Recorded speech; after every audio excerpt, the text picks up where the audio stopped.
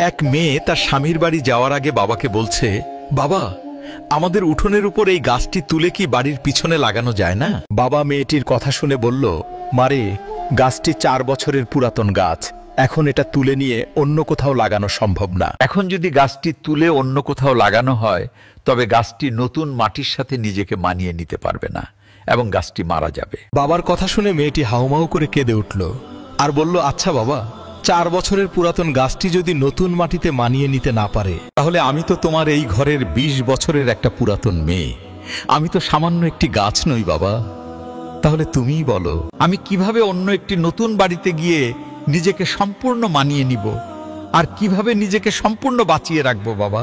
মেয়েটির মুখে এমন একটি কথা শোনার পরে তার পরিবারের সবাই অবাক হয়ে গেল আর বাবা আওয়াজ করে হাউমাউ করে কাঁদতে লাগলো। আসলে আমরা ছেলেরা মেয়েদের জীবনটাকে যত বেশি সহজ মনে করি, তাদের জীবনটা কিন্তু ততটা বেশি সহজ নয়, অনেক কঠিন।